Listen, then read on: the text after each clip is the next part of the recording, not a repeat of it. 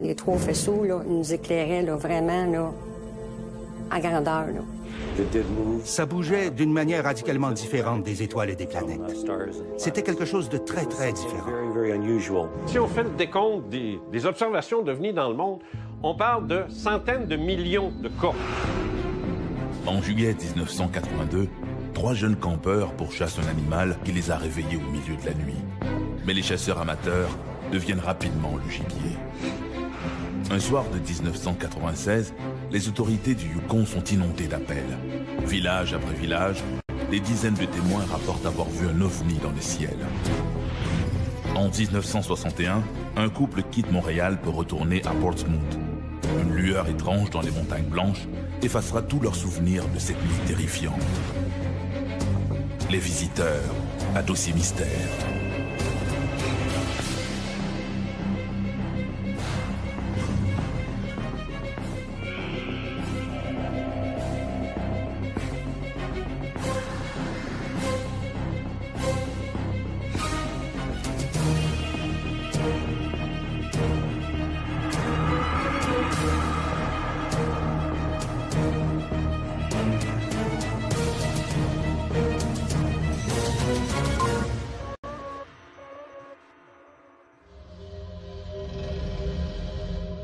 Sommes-nous seuls dans l'univers? Plusieurs regardent les étoiles en se demandant combien de mondes habités existe-t-il sur les planètes lointaines. Mais il arrive à l'occasion que ce qui attire notre regard vers le ciel, ce ne sont pas les étoiles, mais une étrange lumière qui se dirige vers nous. C'est précisément ce qui s'est passé pour une résidente de Sainte-Dorothée de Laval.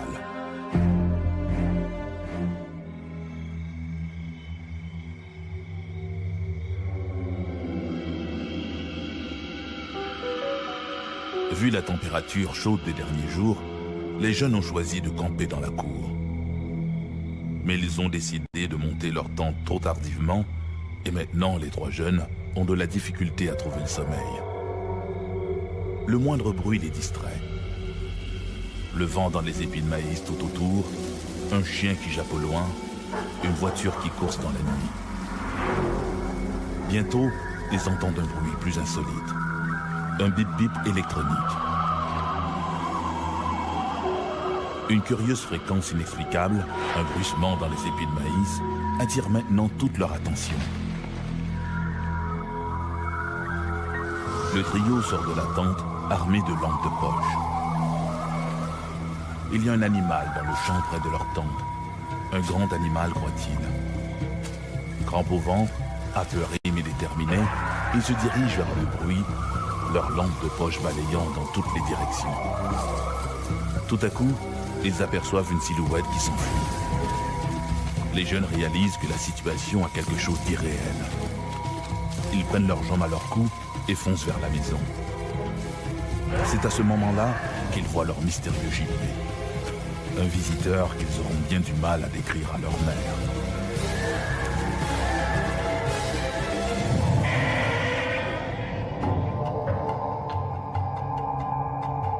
À partir des années 1950, les scientifiques, le public et les médias commencent à s'intéresser à la conquête de l'espace. Simultanément, les citoyens qui rapportent avoir vu des objets volants dans le ciel se multiplient. Les journalistes sont à l'affût de la moindre observation et les groupes d'enquête ufologiques poussent comme des champignons. Ça a été une époque fabuleuse. Pendant les années 50, les années 60 et même une bonne partie des années 70, c'était incroyable. D'abord, dans un premier temps, les témoins n'hésitaient pas à se nommer. Je m'appelle Jean Cazot, j'ai vu un ovni, il faut que je vous raconte ça. Les journalistes se précipitaient, on prenait des photos, on faisait des dessins, on mettait ça quasiment en première page des journaux. C'était fabuleux. Cet engouement pour les ovnis va à la longue attirer des auteurs aventuriers de tout acabit en mal de fortune et de célébrité. Les publications se succèdent. Lorsque est arrivé les années 70, il y a quelque chose qui s'est passé. D'abord, il y a eu, premièrement, des gens qui se sont mis à parler de nos frères de l'espace. Adamski, qui a voyagé, s'est rendu jusqu'à Vénus. Et là, il y a des gens qui ont dit, un instant, ça va un petit peu trop vite pour nous autres. On veut bien croire que des objets arrivent de l'espace et nous visitent, ramassent des branches ou ramassent de l'eau, puis ils s'en vont. Mais là, commencer à... Tu sais, comme Villas-Boas qui a fait l'amour avec une extraterrestre et ainsi de suite. La presse s'est emparée de ça. C'était du bonbon. Ça a tué le phénomène. Ça a donné une saveur au phénomène qui faisait que les gens, les indécis, comme on dit en politique, ont voté non. On dit non, terminé. Moi, je débarque de ça parce que là, ça devient... Et les témoins ont commencé à ne plus se nommer. Dès 1973-74, les témoins disaient donne pas mon nom. Mets pas mon nom, mais juste mes initiales. Dis pas où je reste, dis pas ce que je fais dans la vie. Et plus ça allait, pire c'était. À partir des années 1980, le phénomène des ovnis n'intéresse plus les médias et les témoins ont déserté. Pourtant, les observations, elles, demeurent constantes, mais ne sont plus rapportées dans les journaux. Les témoins se taisent de peur d'être ridiculisés. Et c'est pire dans les rares cas où l'on aurait vu les occupants de ces fameuses soucoupes volantes. Le Québec n'a pas été une terre aussi fertile, par exemple, que l'Amérique du Sud, ou même le sud des États-Unis, ou même certains endroits en Europe, en matière de RR3, c'est-à-dire rencontre rapprochée du troisième type, qui signifie que des occupants, des humanoïdes ou des créatures ont été observés, soit juste un peu avant, après ou pendant l'observation d'un ovni. Sainte-Dorothée-Laval en est un bon exemple. Le 22 juillet 1982, Denise Labre, l'épouse d'un ambulancier, alors sur la route, revient chez elle au centre de répartition du service ambulancier de Sainte-Dorothée. Qu'est-ce que tu fais, François? Le 22 juillet, je revenais de cours à Saint-Jérôme. Je faisais des cours de soir. Et puis, en revenant, là, il fallait que je devais aller reconduire la gardienne à son domicile. Je voulais coucher ma fille avant. Là, les garçons étaient à la maison. Donc là, j'étais reconduit la gardienne, peut-être quoi, une demi-heure, trois quarts d'heure après. En l'absence de leur mère, les deux fils décident de monter une tente dans la cour. Après ça, quand je suis revenue, bien là, les garçons étaient à l'extérieur, puis là, ils voulaient absolument aller coucher dans la tente. Ils voulaient se monter une tente, puis aller se coucher dans la tente. T'as-tu notre tente? On a quasiment fini. On l'a monté tout ça. Puis là, quand les garçons décident de vouloir faire la tente, d'aller coucher dehors, bien là, il est minuit passé. Ces jeunes sont ses fils François et Michel et leur ami Stéphane Lebeau. Fait que le plus jeune était avec moi à l'extérieur, accoudé à un véhicule d'urgence. Puis les deux plus vieux étaient à monter la tente à l'extérieur. Donc, il était peut-être aux alentours de minuit. De fil en aiguille comme ça, le plus jeune, il me dit « Ah, il ment. » Il dit « Regarde, il dit dans le ciel, il dit, il y a une grosse lumière. » Je dis, c'est pas grave, ça. Je dis, c'est le corridor des avions, c'est ici, là. Regarde, c'est normal, là. Il y a des lumières. Il dit, non. Il dit, la lumière a grossi, puis elle s'en vient vers nous autres. Au fur et à mesure qu'il se rapproche, elle peut discerner des détails. Mais à un moment donné, non, c'était pas un avion, justement. C'était pas ça. Fait que, plus ça allait, plus c'était gros. Puis là, on est là, puis là, on regarde, puis là, j'essaie de crier aux deux autres qui sont dans la tente en train de faire les lits, préparés. Puis là, je crie, mais je crie pas. Ça sort pas. C'est le coup. Mais à un moment donné, eux, ils l'ont vu parce qu'ils ont vu la lumière que ça a fait au-dessus de la tente. Fait que là, ils ont sorti, puis là, ils ont regardé, puis ils ont fait « Wow! » Et là, c'était comme... Ils sont emmenés vers moi, là, puis là, on est resté là pas mal longtemps. C'est rendu au-dessus de nous que là, c'est ces trois faisceaux-là. Puis en dessous de la sphère, les trois faisceaux, là, nous éclairaient, là, vraiment, là, en grandeur, là. Fait que... Puis là, le plus jeune, il avait peur, c'est sûr. Fait que je dis non, regarde, si on bouge pas, il n'y a pas de problème. Regarde, on va juste regarder, puis on bougera pas, puis on va juste admirer. Ça faisait aucun bruit, rien du tout. Pas de bruit pour réveiller quelqu'un. À moins que tu sois dehors ou que tu sois debout, puis tu regardes par la fenêtre, puis là, tu vois.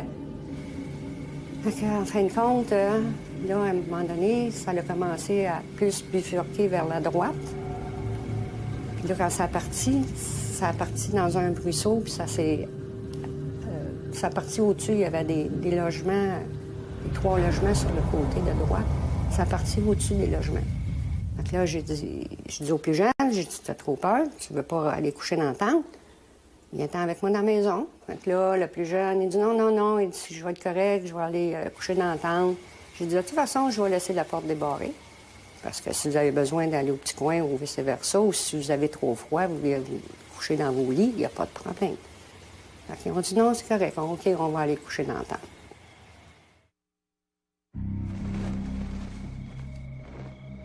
Suite à ces événements, Denise Labre a de la difficulté à trouver le sommeil.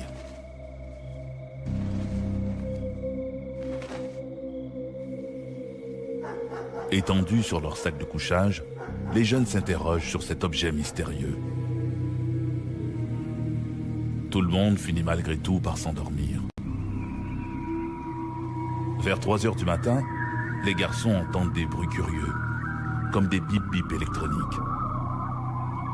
Inquiets, ils essaient de voir ce qui se passe à l'extérieur. Il n'y a apparemment rien d'anormal, sauf cette curieuse fréquence.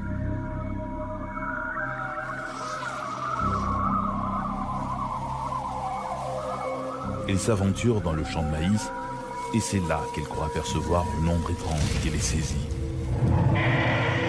Comme les piles de la lampe de poche de François tombent à plat, précisément à ce moment-là, il n'en faut pas plus au trio pour détaler vers la maison.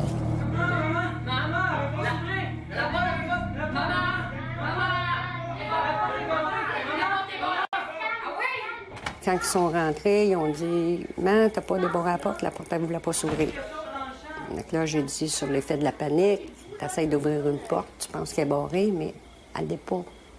Là, ils sont arrivés, puis là, les 3 sont mis à se tordre de douleur. Là, j'ai dit, non, ça, c'est l'effet de panique. Mais là, les 3, la même chose, la même douleur. Durant toute la nuit, là, que j'ai réussi à les calmer, puis là, c'est là qu'ils m'ont conté qu'ils avaient vu quelque chose d'épeurant, avec des grands yeux oranges. Ils ont essayé de m'en faire la description, mais là, c'est la cacophonie, les 3, là. Ça veut tout expliquer en même temps, puis ça veut tout dire en même temps. Mais là, ils ont commencé à me donner la frousse, par exemple.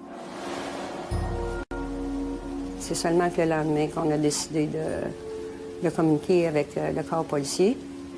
Chaque garçon a été interrogé, de toute façon, par eux autres, pour être sûr que c'est pas quelque chose qui sortait de leurs imaginations non plus. Hein. On a vu comme la liane être là. Les traces, regardez, les traces sont là. Les policiers sont allés dans le champ. Ils ont été voir autour de la tente. Ils ont descendu un bon chemin. Puis là, ils ont vu qu'il y avait des branches écrasées par terre. Ils ont vu il y avait des pistes par terre. Là, ils ont dit OK. Ils ont communiqué avec Dorval à savoir s'ils avaient vu quelque chose sur leur radar quelconque. Puis rien. Ils ont dit que rien n'était apparu, qu'ils n'avaient rien vu. Au niveau de l'armée, il n'y a pas eu. Ils nous ont dit qu'ils n'avaient pas fait aucun test d'avion quelconque ou peu importe. Là, les autres sont assez secrets. Là. Après la venue des policiers, après qu'ils ont communiqué avec l'armée, puis qu'on a communiqué avec Dorval. Dans la même journée, il y avait des gens qui nous téléphonaient de l'Université McGill, je ne me trompe pas, c'était les premiers, qui ont communiqué avec nous. Puis là, ils sont venus nous voir, puis là, ils sont venus voir les lieux. Puis ensuite de là, de fil en aiguille, là, il y a eu la communication qui s'est faite avec M. Glenn, qui était ufologue, là, qui était un fan de ça, là, puis là, lui, il est venu nous rencontrer dans la même semaine. La tente soit prête pour qu'il puisse aller s'installer. Là, je me suis donné à regarder, là, dans le fond du champ, au-dessus des arbres. Il y avait quelque chose d'étrange. Revivre une expérience comme ça serait encore spécial. Mais ma réaction serait-tu la même que j'ai eue dans le temps? À rester là, impassible, à regarder, puis à dire « Wow, c'est beau, c'est fantastique », puis de ne pas avoir peur? Ou ma réaction serait tout autre, que je prendrais mes jambes à mon cou, puis je me pousserais? Je le sais pas. Ma réaction, aujourd'hui, je le sais pas. Mais de là 30 ans, pas de problème. Ça, je le sais. J'ai pas eu peur. J'ai trouvé ça super beau, fantastique. Dommage que j'ai pas eu la même rencontre que les enfants. Mais cette partie-là, j'aimerais pas ça la vivre, par exemple. Voir un ovni au-dessus d'une zone densément peuplée, comme ce fut le cas dans l'affaire de l'ovni de Sainte-Dorothée en 1982, ou dans l'affaire de l'ovni de la place Bonaventure à Montréal en 1990, attire infailliblement les journalistes. Mais la plus extraordinaire observation d'ovni au Canada ne s'est pas produite dans une zone très peuplée. Et elle n'aurait probablement jamais été connue du public sans la ténacité d'un bureaucrate au Yukon.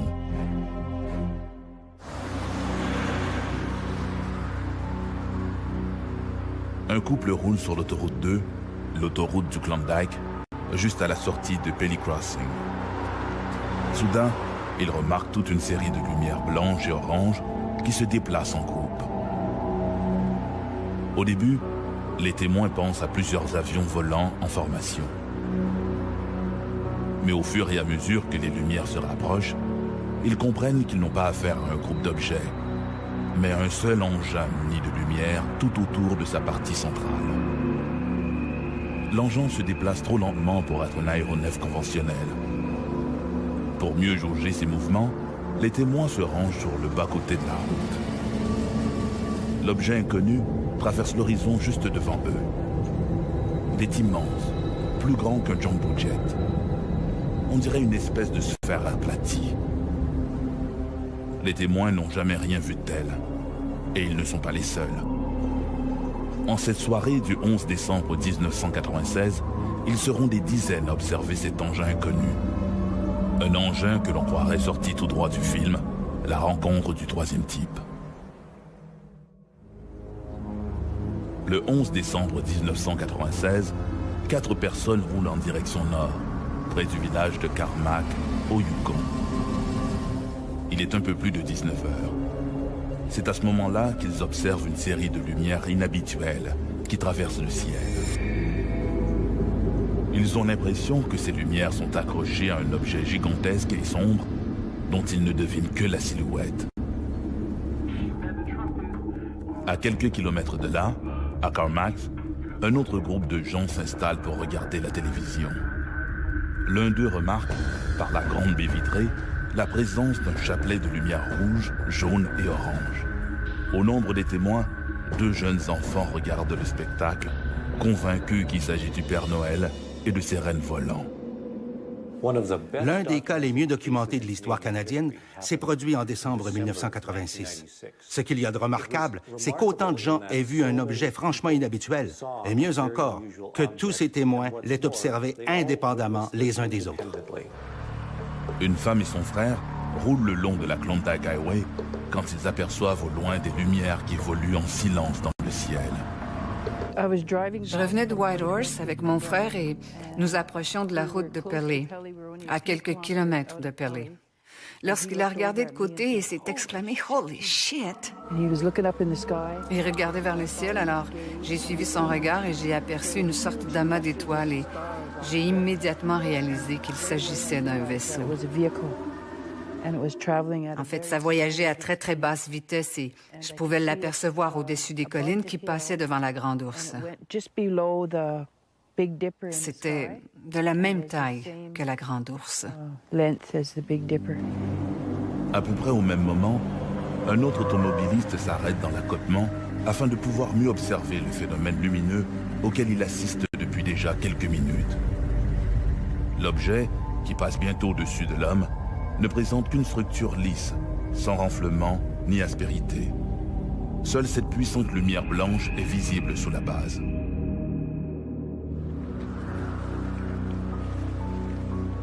Au Yukon, le Braeburn Lodge est situé environ à mi-chemin entre Whitehorse et Carmack. Camionneurs et voyageurs s'y arrêtent pour casser la croûte, faire le plein et partager des anecdotes avec Steve Watson, le propriétaire de l'endroit. Ce dernier a entendu beaucoup d'histoires au fil des années, mais jamais rien de comparable au récit rapporté le soir du 11 décembre 1996. J'étais assis à la table et il commençait à se faire tard. Généralement, il y a des gens qui reviennent de Whitehorse. Ce type est entré, Dennis Newcomb, de Carmax. Dan est un bon ami et je le sens excité. Il commence à me parler de cet objet qu'il a aperçu à la hauteur de Little Fox Lake. Il me le décrit avec passablement de détails. Un peu plus tard, arrive une autre auto, et l'autre type est assez excité lui aussi. Il y avait d'autres gens avec lui et ils étaient vraiment excités. Il s'assoit, on commence à parler, et il se met à dessiner la même chose que Dan m'avait décrite. Pendant qu'il dessinait, un autre groupe de personnes est entré. Ils arrivaient de Paley. Et ils se sont mis à décrire la même chose que ce type était en train de dessiner. C'était franchement bizarre. Ils étaient très excités. Ils réalisaient qu'ils avaient tous aperçu la même chose. Et pendant que tous ces témoins échangent au sujet de leur observation, l'OVNI, lui, poursuit sa route vers le nord. Quand on prend connaissance de dossiers comme le Yukon, un dossier à multiples objets, à multiples témoins, les Américains appellent ça des UFO flaps, c'est-à-dire des arrivées massives d'OVNI pendant une certaine période de temps, puis à un moment donné, floup, ça disparaît. Et ça, il y en a des épisodes comme ça. Faut pas oublier là, que si on fait le décompte des observations d'OVNI dans le monde, on parle de centaines de millions de cas. À Pelly Crossing, un trappeur remarque une série de lumières blanches et jaunes qui survolent les collines proches. Quand je suis arrivé dans la clairière, j'ai remarqué du coin de l'œil une étrange lumière. Je me suis retourné et j'ai aperçu un faisceau vert. Je me suis dit, ah, un 747 arrive. Puis je l'ai regardé et ça bougeait très très lentement. Alors je me suis carrément tourné pour avoir une meilleure vue de la chose. Quand je me suis tourné, le faisceau de ma lampe de poche pointait dans cette direction. Et cet objet était à 1 ou 2 kilomètres de distance quand je l'ai aperçu la première fois. Aussitôt que le faisceau de ma lampe a pointé dans cette direction, l'objet est parti et s'est subitement déplacé d'environ 300 mètres, vraiment très très vite. Alors j'ai couvert ma lampe. Ensuite, je suis resté là à observer. Et je ne pouvais plus le regarder sans me tourner la tête. Au Yukon, plusieurs témoins ont rapporté avoir vu un OVNI ce soir du 11 décembre 1996. Toujours à Pelly Crossing, un jeune adolescent est aussi témoin d'observations étranges. En traversant le pont, il aperçoit des lumières brillantes qui se dirigent vers lui. Effrayé et s'étend par terre, comme pour échapper à une menace. Au moment où il lève les yeux, l'objet passe juste au-dessus de lui. Le jeune homme de 16 ans est terrifié.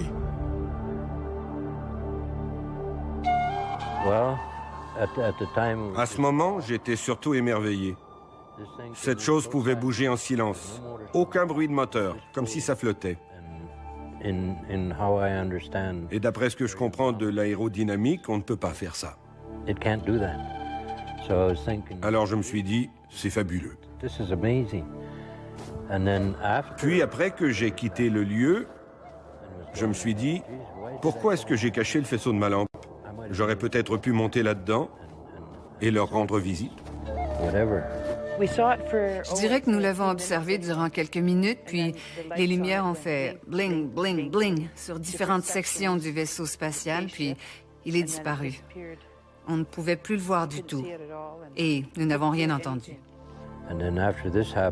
Après ça, je suis rentré à la maison vers 22 h et ils regardaient une vidéo. Et croyez-le ou non, c'était Independence Day. Ils en étaient à la scène où le vaisseau spatial s'ouvre pour lancer son rayon. Je suis rentré tout excité et je leur ai dit « Vous ne devinerez jamais ce que j'ai vu ». Et je leur ai raconté mon histoire. Tout le monde s'est mis à avoir peur. Durant une bonne semaine, les petits-enfants ont refusé de sortir. C'était une totale surprise, tant pour mon frère que pour moi. Alors, Je lui ai demandé « Que penses-tu de ça? » Et il m'a répondu « C'est peut-être nous, dans le futur, qui revenons pour nous voir. » Le plus intéressant dans cette affaire, c'est que ces gens ne se sont pas précipités pour rapporter leurs observations. En fait, il y a eu un excellent travail fait par l'ufologiste Martin Jezik. J'ai vécu au Yukon durant environ 8 ans. Et pendant que j'étais là-haut, j'ai enquêté sur les observations d'OVNI. C'était très bien. Ça m'a permis de rencontrer beaucoup de gens et d'étudier des cas très intéressants. Avec la minutie d'un détective, il va retrouver pas moins de 31 témoins. Selon lui, l'OVNI n'était pas un aéronef conventionnel, mais plus vraisemblablement un engin d'une technologie non humaine. Non conventionnel, qui bouge très rapidement, qui ne fait pas de bruit, qu'on ne peut expliquer autrement que par une technologie qui n'appartient pas à notre monde. Martin Jezik a été incapable d'arriver à quelque conclusion que ce soit concernant la nature de cet objet. On a vérifié auprès des autorités militaires canadiennes qui ont affirmé qu'il n'y avait rien dans cette zone à ce moment-là. Les observateurs ont tous affirmé qu'il ne pouvait s'agir ni d'un avion, ni d'une montgolfière. Ce n'étaient pas des étoiles ou des planètes non plus parce que ça bougeait d'une manière radicalement différente des étoiles et des planètes. C'était quelque chose de très différent. Nous ne savons pas si c'était une soucoupe volante en provenance de Mars ou de Vénus, mais c'était quelque chose de franchement inhabituel. Qui sait si c'est de fabrication humaine ou extraterrestre? Mais en bout de ligne, ils ont bien vu ce qu'ils ont vu. Cette région est réputée pour les observations de trucs inexplicables qui y sont faites. Alors qui sait? C'est peut-être une hallucination collective, mais j'en doute. L'hallucination collective, ça n'existe pas. C'est un mythe, c'est une invention. Pour qu'elle soit vraie, l'hallucination collective, n'en déplaise aux sceptiques, il faudrait qu'on prouve que la télépathie existe. Ce serait la seule façon de dire « J'ai vu quelque chose, je te l'ai transmis télépathiquement et je l'ai fait à la communauté qui était présente sur les lieux. Ils ont tous vu la même image que moi. On vient de prouver la télépathie le jour où on prouvera l'hallucination collective. » Ce sera déjà un bon bout de fait. Les autorités canadiennes n'ont jamais enquêté sur le cas, que ce soit par la GRC, les Northern Rangers ou qui que ce soit, à notre connaissance. Mais Martin Jezik a rédigé un rapport qu'il a remis à tous les membres de l'Assemblée législative du Yukon. Je l'ai expédié à tous ceux qui en faisaient la demande, à Louis Hardy, premier ministre à l'époque, au quartier général de la GRC à Whitehorse, au DND à Yellowknife, ainsi qu'à plusieurs communautés. Et essentiellement, ce que je demandais, c'était qu'il y ait un échange d'informations sur ce cas. Au bout d'un an, nous avons reçu une réponse de la Défense nationale qui nous informait qu'on avait remis le rapport à un groupe d'ufologistes au Manitoba qui agit en quelque sorte comme une centrale de collecte d'informations en ce qui a trait aux observations d'OVNI. Mais ce n'est qu'une organisation similaire à la nôtre. Finalement, nous avons tourné en rond et il n'y a eu aucune reconnaissance officielle. Depuis l'incident de Roswell en 1947, le sujet des ovnis a suscité la controverse et a donné naissance à plusieurs théories de conspiration quant à la véritable nature de l'objet qui s'est écrasé. Ce serait une grave erreur de dire que le phénomène OVNI date de 1947, le 24 juin, ou même 1946, comme certains disent en Scandinavie, avec les Foo Fighters et des choses du genre, ou même pendant la guerre, 1945. Ce serait une erreur, parce que qu'est-ce que c'est 1947, dans le fond? C'est la découverte par les gens du phénomène OVNI. Ça, c'est une autre affaire. Découverte collective. Pourquoi? Parce qu'évidemment, on a la radio maintenant. Ce qu'on n'avait pas autrefois. Là, on a la radio, la télévision qui s'en vient de plus en plus. Alors, dans les années 50, c'est très clair là, que maintenant, c'est la médiatisation du phénomène OVNI qui a commencé en 1947. Personne n'en parle parce que les gouvernements refusent d'admettre que la chose existe. Les gouvernements aiment se percevoir comme s'ils étaient nos parents. Ils nous rassurent en nous disant que tout va bien, que tout est sous contrôle. Admettre une telle histoire reviendrait à admettre que tout n'est pas sous contrôle. Le lendemain, je me suis rendue au bureau de poste et il y avait un agent de la GRC. Je lui ai dit, hier, j'ai vu ce gros ovni qui nous a survolés hier soir. Et il m'a répondu, c'était pas un ovni, c'était un météorite qui se fractionnait. Alors je lui ai répondu, eh bien, j'espère que tu ne te trompes pas parce que si tu as raison, sache qu'il y avait quelqu'un derrière le volant qui conduisait. Sommes-nous seuls dans l'univers? Était-ce un ovni que tous ces gens ont vu? peut-on prouver l'existence de créatures extraterrestres? Jusqu'à maintenant, toutes ces questions demeurent sans réponse. Si vous observez le ciel, vous verrez peut-être ce que j'ai vu. Et si vous le voyez, croyez-y. Si vous ne le voyez pas, ne méprisez pas ceux qui l'ont vu. Il y en a trop. Trop de gens qui rapportent leur histoire pour que ce soit un canular. Trop de gens les ont vus. Ils sont là.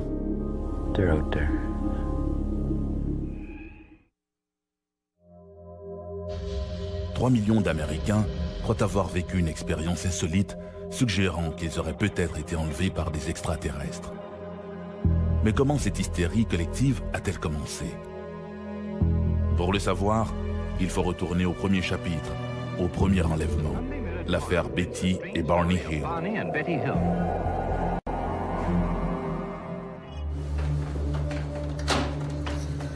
Le docteur Benjamin Simon procède à la séance d'hypnose.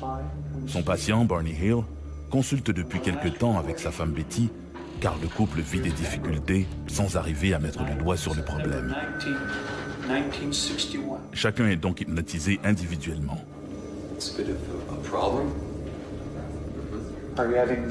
Pourtant, une fois sous hypnose, l'homme et la femme racontent le même événement terrifiant.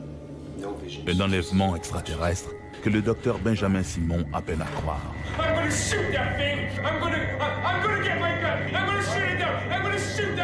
Ces séances de transe hypnotique, imposées à Barney et Betty Hill, donneront naissance au premier cas d'enlèvement et bouleversera le monde de l'ufologie. L'affaire Betty et Barney Hill débute dans la soirée du 19 septembre 1961. On est en présence ici d'un couple interracial. Elle est blanche, lui est noir, ce qui est relativement rare au tout début des années 1960 quand on sait la ségrégation qui sévissait alors aux États-Unis. À la suite d'un séjour aux chutes du Niagara, Betty et Barney Hill quittent Montréal afin de regagner leur domicile de Portsmouth, au New Hampshire. Le 19 septembre 1961, mon mari Barney et moi-même étions à Montréal. Nous avons écouté un bulletin météo qui annonçait qu'un ouragan remontait la côte Est et frapperait probablement notre ville de Portsmouth. Alors nous avons décidé de retourner à Portsmouth afin d'arriver avant l'ouragan. Barney Hill et sa femme Betty s'engagent donc sur la route nationale 3 qui mène au cœur du parc national des Montagnes Blanches. C'était après la saison touristique et nous savions que les montagnes seraient désertes, qu'il n'y aurait pas de service. Alors, nous avons passé la frontière et nous avons fait un arrêt à Colebrook pour faire le plein et manger un morceau. Ainsi, nous savions qu'il était environ 22 heures lorsque nous avons quitté Colebrook. Au moment de quitter le restaurant, Barney estime qu'il devrait arriver chez eux entre 3 heures et 4 heures du matin. Étant bien reposés, ils se sentent d'attaque pour faire le trajet sans arrêt jusqu'à destination. La nuit était claire, le ciel dégagé, la lune brillait et allait être pleine quelques jours plus tard. Nous conduisions à travers les montagnes lorsque j'ai aperçu une nouvelle étoile dans le ciel. Et pendant que je la regardais, elle devenait plus grosse et plus brillante. Et la première chose à laquelle j'ai pensé, c'était que c'était une comète sur le point de frapper la Terre. Alors nous avons arrêté l'auto afin de mieux regarder. Un peu au sud d'Indian Head, Barney Hill décide de descendre de sa voiture et, armé d'une paire de jumelles, il s'avance à travers champs pour mieux détailler cet objet qui se trouve à ce moment-là à la hauteur de la cime des arbres. C'est passé devant nous, puis ça a changé de direction. Et c'est passé devant la Lune. Et nous avons aperçu des lumières multicolores qui l'entouraient. Puis ça a tourné et commencé à se diriger vers nous. Alors nous avons repris la route vers le sud et nous avons roulé environ 30 000. Nous n'avions aucune idée où se trouvait cet engin. Il voit une espèce d'engin formé de 2 crêpes, l'une sur l'autre, avec des hublots carrés. Et au moment où il observe, il voit des ailes delta qui se déploient derrière l'objet. Derrière ces fenêtres carrées, il observe une sorte d'équipage, une dizaine de créatures dont l'une semble le regarder avec énormément d'intensité. J'ai baissé la vitre et j'ai agité la main en disant « Hi ». Et environ un demi-mille plus au sud, ils ont survolé l'autoroute et se sont arrêtés. Mon mari avait fait la Seconde Guerre mondiale, alors il est sorti pour identifier l'appareil. Avant leur rencontre avec un ovni, Barney était un sceptique avoué. Il a dit que si quelqu'un lui avait dit que les ovnis existent, jamais il ne l'aurait cru. Betty, quant à elle, était un peu plus ouverte. Même si elle n'avait jamais lu un ouvrage sur le sujet, elle croyait qu'il était possible qu'ils existent. Il a pris les jumelles et s'est dirigé vers eux. En levant les yeux, il a aperçu un groupe d'hommes derrière une fenêtre qui le regardait. Consciemment, il s'est rappelé qu'il portait des uniformes noirs lustrés. Et toujours consciemment, il se souvenait qu'il y avait quelque chose à leur propos qui n'était pas humain. Et à ce moment, une sorte de structure en forme de nageoire s'est ouverte de chaque côté de l'appareil, avec une lumière rouge au bout des nageoires, et l'appareil s'est mis à descendre. Barney a eu l'impression qu'ils allaient tenter de le capturer. Pris de panique, il retourne à la voiture et redémarre à toute vitesse. C'est à cet instant qu'ils entendent une série de bip bip bip, un son semblable à un signal électrique, décrira plus tard Betty. Le couple glisse alors dans un état de léthargie. Ils ont l'impression de quitter la Nationale 3 et de s'engager sur la route 175, une voie secondaire qui serpente à travers les montagnes. Tout est flou et les images semblent déformées et imprécises. Quelques minutes plus tard, le couple a l'impression de ressortir de cette léthargie. Du moins, ils ont l'impression que quelques minutes seulement s'est écoulé. Mais en regardant sur le bas-côté de la route, ils voient un panneau routier indiquant Concorde 17 miles. Ce qui signifie qu'il y a une cinquantaine de kilomètres le long de la Nationale 3 dont le couple ne garde aucun souvenir. Lorsqu'ils arrivent chez eux, Betty et Barney Hill constatent qu'il est un peu plus de 5 heures, ce qui signifie qu'ils arrivent 2 heures plus tard que prévu. Il y avait également des preuves physiques que quelque chose s'était passé, mais ils étaient incapables de les expliquer en termes clairs. La robe de Betty était impeccable lorsqu'elle l'avait mise le matin du 19 septembre 1961. Mais lorsqu'elle l'a retirée au matin du 20 septembre 1961, elle était déchirée à 3 endroits. Et Betty était incapable d'expliquer pourquoi. Le dessus des chaussures de Barney était si râpé que, après cet événement, il ne les a plus mises que pour faire des travaux de jardinage. C'était un homme très méticuleux en matière de tenue vestimentaire. Leur montre avait cessé de tourner et n'allait plus jamais fonctionner. La courroie des jumelles que Barney portait autour du cou et qu'il avait utilisée lors de cette rencontre était brisée, une courroie de cuir. Et il y avait des taches brillantes sur le coffre de la voiture, des taches qui n'étaient pas là la veille. Au début, nous nous sommes rappelés avoir vu l'homme sur la route, mais nous ne pouvions pas aller plus loin. Alors nous retournions sur les lieux environ une fois par mois, en nous disant que si nous pouvions retrouver l'endroit où nous avions vu l'homme sur la route, nous pourrions nous rappeler ce qui s'était passé. Et nous commencions à retrouver des parcelles de souvenirs, mais rien de vraiment concluant. Puis la santé de Barney a commencé à décliner et, comme il ne répondait pas aux médicaments, son médecin l'a référé à un psychiatre.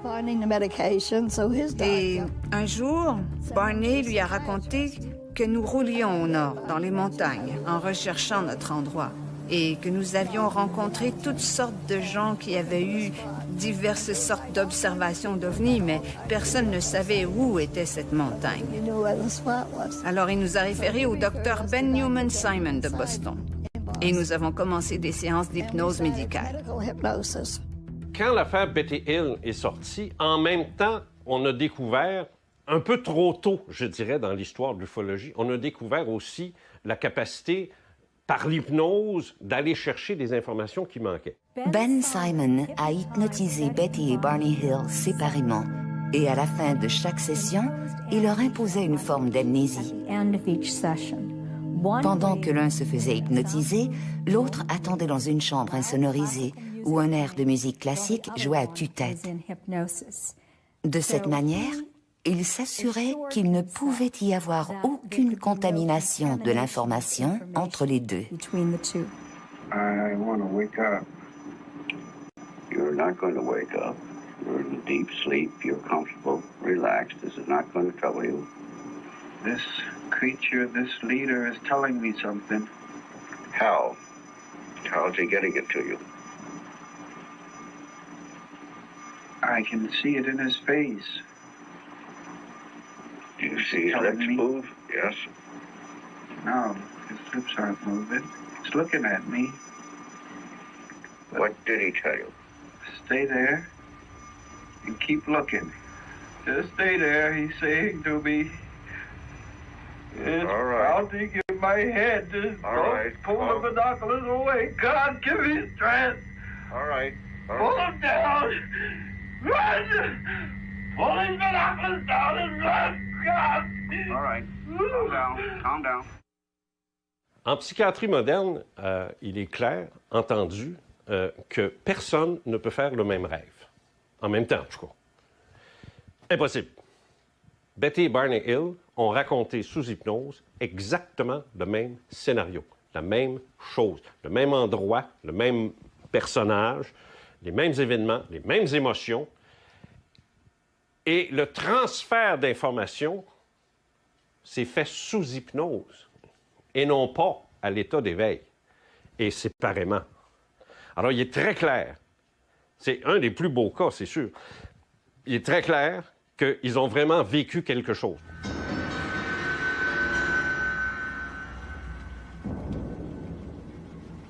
Go on. And he said just a simple test to vulture me. And I asked him what. And he said he just wants to put it in my navel. It's just a simple test. I didn't hear that. To empty eyes. Did they make any sexual advances to you?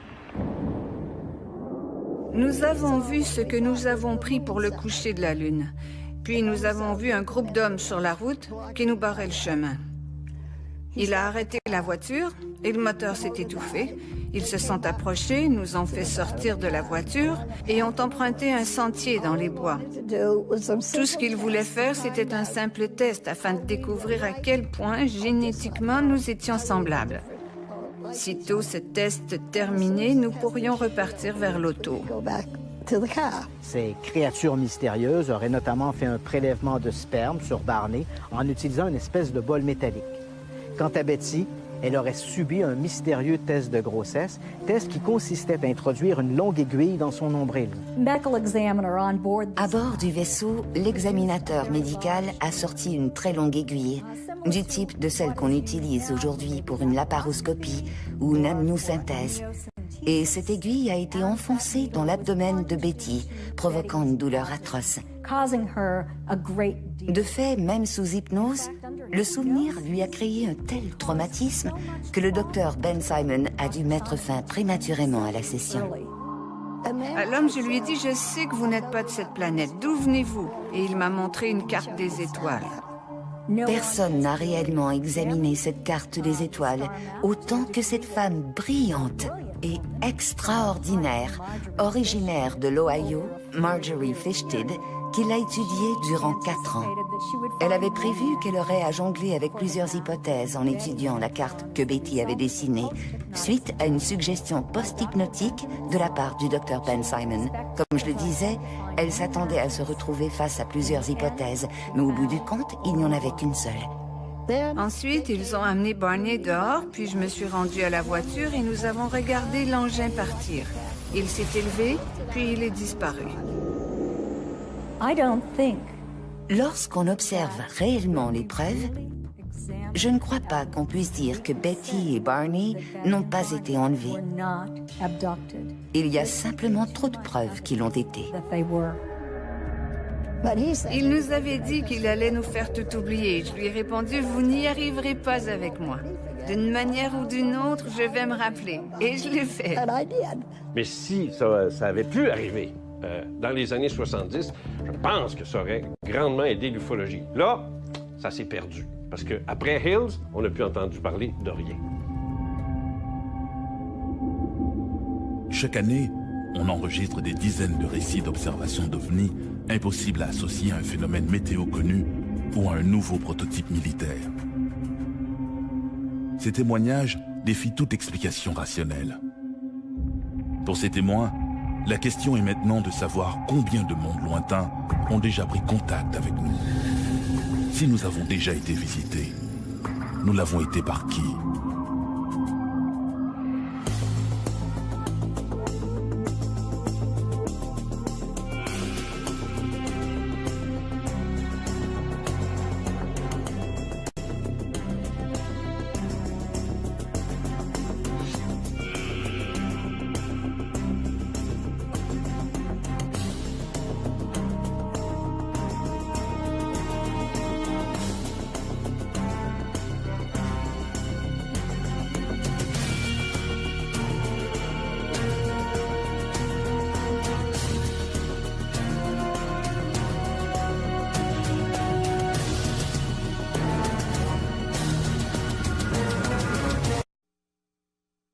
Les 3 faisceaux, là, ils nous éclairaient là, vraiment là, en grandeur. Là.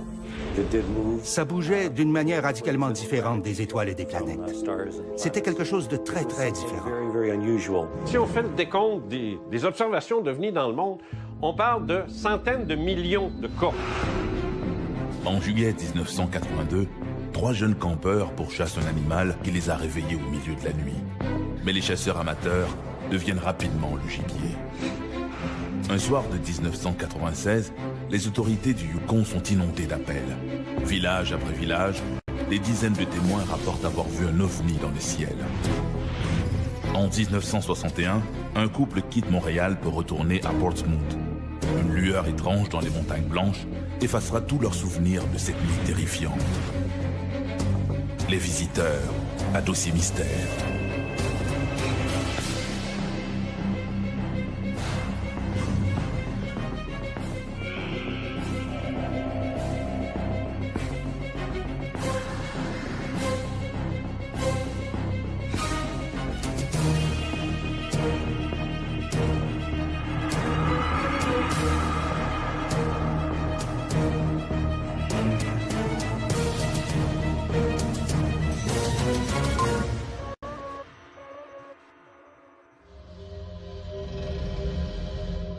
Sommes-nous seuls dans l'univers? Plusieurs regardent les étoiles en se demandant combien de mondes habités existent-ils sur les planètes lointaines. Mais il arrive à l'occasion que ce qui attire notre regard vers le ciel, ce ne sont pas les étoiles, mais une étrange lumière qui se dirige vers nous. C'est précisément ce qui s'est passé pour une résidente de Sainte-Dorothée de Laval.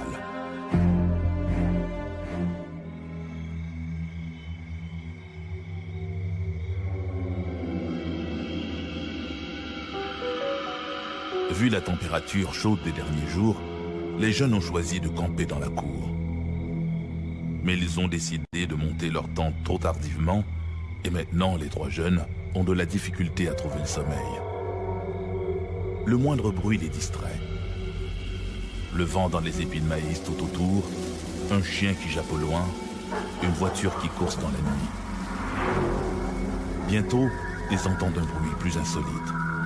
Un bip-bip électronique.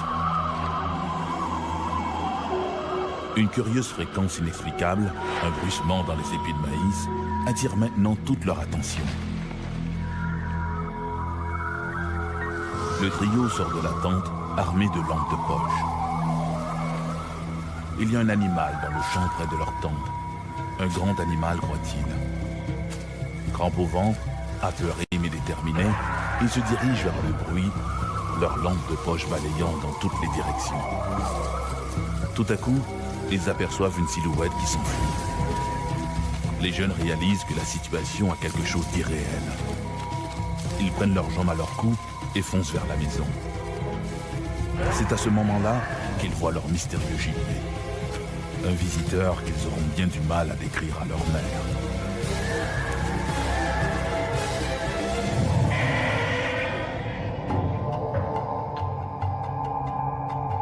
À partir des années 1950, les scientifiques, le public et les médias commencent à s'intéresser à la conquête de l'espace.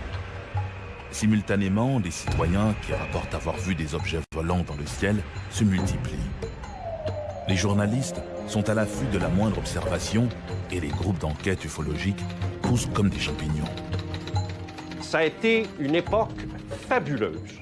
Pendant les années 50, les années 60 et même une bonne partie des années 70, c'était incroyable. D'abord, dans un premier temps, les témoins n'hésitaient pas à se nommer. Je m'appelle Jean Cazot, j'ai vu un ovni, il faut que je vous raconte ça. Les journalistes se précipitaient, on prenait des photos, on faisait des dessins, on mettait ça quasiment en première page des journaux. C'était fabuleux. Cet engouement pour les ovnis va à la longue attirer des auteurs aventuriers de tout acabit en mal de fortune et de célébrité. Les publications se succèdent. Lorsque est arrivé les années 70, il y a quelque chose qui s'est passé. D'abord, il y a eu, premièrement, des gens qui se sont mis à parler de nos frères de l'espace. Adamski, qui a voyagé, s'est rendu jusqu'à Vénus.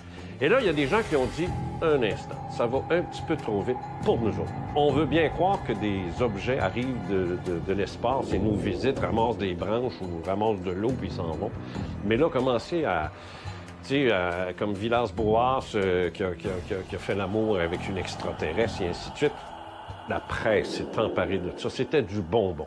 Ça a tué le phénomène. Ça a donné une saveur au phénomène qui faisait que les gens, les indécis, comme on dit en politique, ont voté non. On dit non, terminé. Moi, je débarque de ça parce que là, ça devient... Et les témoins ont commencé à ne plus se nommer. Dès 1973-1974, les témoins disent donne pas mon nom. Mets pas mon nom, mais juste mes initiales. Dis pas où je reste, dis pas ce que je fais dans la vie. Et plus ça allait, pire c'était. À partir des années 1980, le phénomène des ovnis n'intéresse plus les médias et les témoins ont déserté. Pourtant, les observations, elles, demeurent constantes, mais ne sont plus rapportées dans les journaux. Les témoins se taisent de peur d'être ridiculisés. Et c'est pire dans les rares cas où l'on aurait vu les occupants de ces fameuses soucoupes volantes. Le Québec n'a pas été une terre aussi fertile, par exemple, que l'Amérique du Sud, ou même le sud des États-Unis, ou même certains endroits en Europe, en matière de RR3, c'est-à-dire rencontre rapprochée du troisième type, qui signifie que des occupants, des humanoïdes ou des créatures ont été observés soit juste un peu avant, après ou pendant l'observation d'un ovni. Sainte-Dorothée-Laval en est un bon exemple. Le 22 juillet 1982, Denise Labre, l'épouse d'un ambulancier alors sur la route, revient chez elle au centre de répartition du service ambulancier de Sainte-Dorothée. Qu'est-ce que tu fais, François? Le 22 juillet, je revenais de cours à Saint-Jérôme. Je faisais des cours de soir. Et puis, en revenant, là, il fallait que je devais aller reconduire la gardienne à son domicile. Je voulais coucher ma fille avant. Là, les garçons étaient à la maison. Donc là, j'étais reconduire la gardienne, peut-être quoi, une demi-heure, 3/4 d'heure après. En l'absence de leur mère, les deux fils décident de monter une tente dans la cour.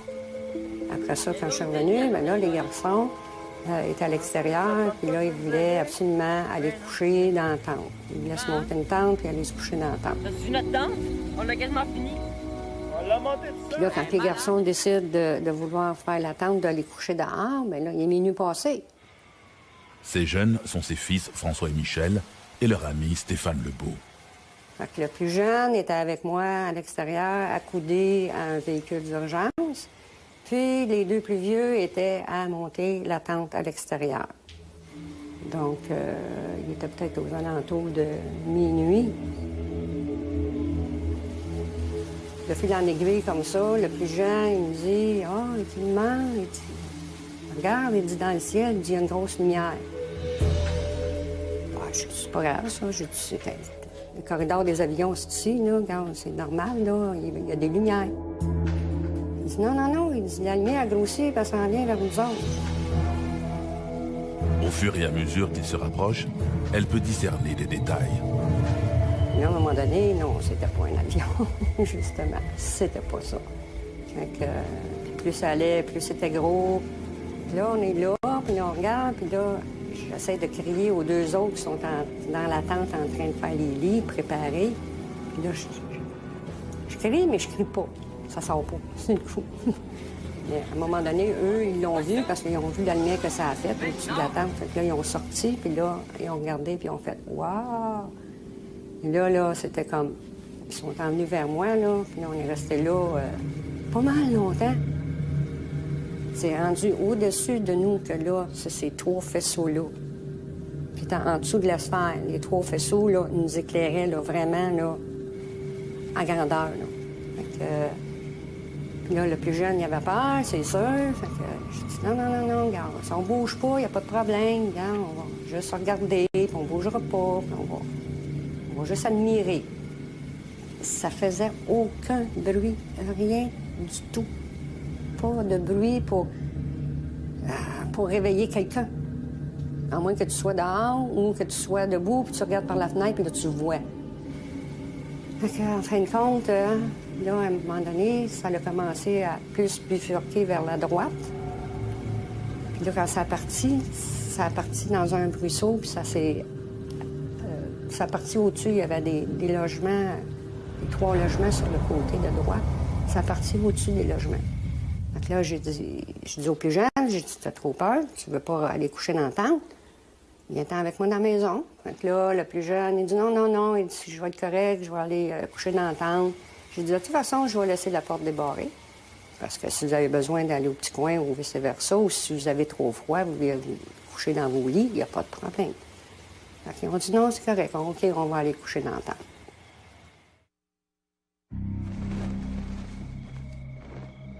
Suite à ces événements, Denise Labre a de la difficulté à trouver le sommeil.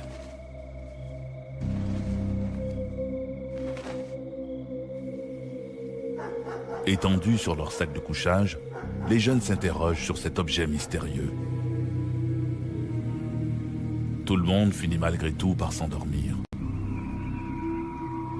Vers 3 heures du matin, les garçons entendent des bruits curieux, comme des bip-bip électroniques.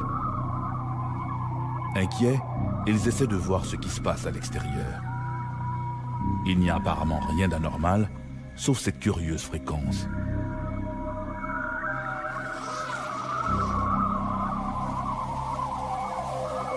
Ils s'aventurent dans le champ de maïs, et c'est là qu'ils croient apercevoir une ombre étrange qui les saisit. Comme les piles de la lampe de poche de François tombent à plat, précisément à ce moment-là, il n'en faut pas plus au trio pour détaler vers la maison.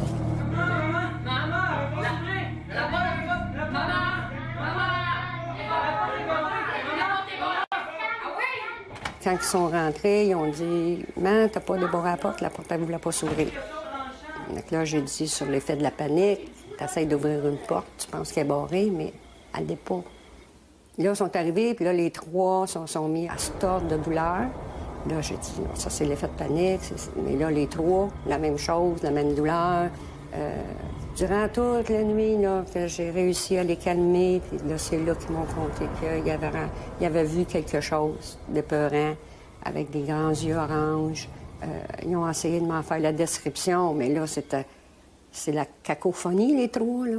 Ça veut tout expliquer en même temps, puis ça veut tout dire en même temps. Mais là, ils ont commencé à me donner la frousse, par exemple. C'est seulement que le lendemain qu'on a décidé de communiquer avec le corps policier. Chaque garçon a été interrogé, de toute façon, par eux autres, pour être sûr que c'est pas quelque chose qui sortait de leurs imaginations non plus. Hein. On a vu comme la liane a été là, les craquets. Regardez, les traces sont là. Les policiers sont allés dans le champ. Ils ont été voir autour de la tente. Ils ont descendu un bon chemin. Puis là, ils ont vu qu'il y avait il y avait des branches écrasées par terre. Ils ont vu il y avait des pistes par terre. Là, ils ont dit OK. Ils ont communiqué avec Dorval à savoir s'ils avaient vu quelque chose sur leur radar quelconque. Puis rien. Ils ont dit que rien n'était apparu, qu'ils n'avaient rien vu. Au niveau de l'armée, il n'y a pas eu. Ils nous ont dit qu'ils n'avaient pas fait aucun test d'avion quelconque ou peu importe. Là, les autres sont assez secrets. Là. Après l'avenue des policiers, après